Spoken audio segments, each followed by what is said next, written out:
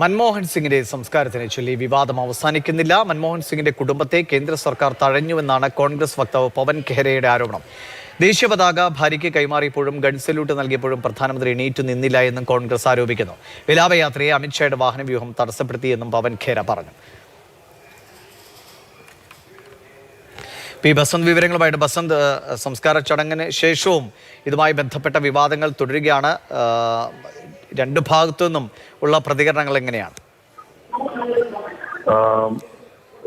ഇപ്പോൾ മൻമോഹൻ സിംഗിന്റെ ശവസംസ്കാരം വലിയൊരു രാഷ്ട്രീയ വിവാദമായി മാറുന്നു.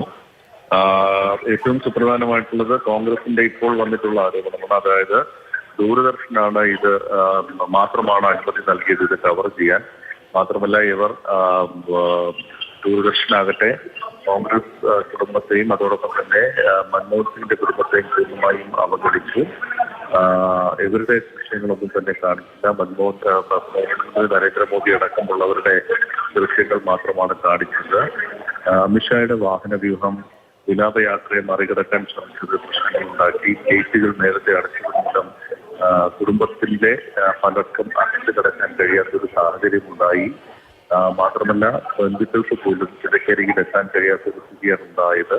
മുൻനിരയിലാകെ 3 കസേരകൾ മാത്രമാണ് കുടുംബത്തിന്റെ പുറത്ത് തുടങ്ങിയ ആരോപണങ്ങളാണ് പവൻ ഖേര ഉന്നയിച്ചത്. ഇതിന് മറുപടിയുമായി ഇപ്പോൾ ബിജെപി ദേശീയ അധ്യക്ഷൻ തന്നെ രംഗത്തെത്തിയിരിക്കുന്നു. ജെ.പി. നഡ്ഡ ഇപ്പോൾ പറഞ്ഞിരിക്കുന്നത് കോൺഗ്രസ് സ്ഥിരമായി ഇത്തരത്തിലുള്ള ആരോപണം ഉന്നയിക്കാറുണ്ട്. അവർ ഒരു നേതാവിനെയും ഇതുവരെ ആദരിച്ചിട്ടില്ല.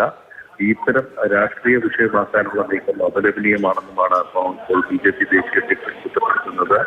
സോണിയാഗാന്ധി ആ കാലഘട്ടത്തിൽ പ്രധാനമന്ത്രി സഭയിലായിരുന്നുവെന്നും ഗുരുതരമായ ഒരു ആരോപണം ഇപ്പോൾ ഞാൻ ഉന്നയിക്കുന്നത്. ശരി, പി ബസന്താണ് വിവരങ്ങൾ നൽകിയത്.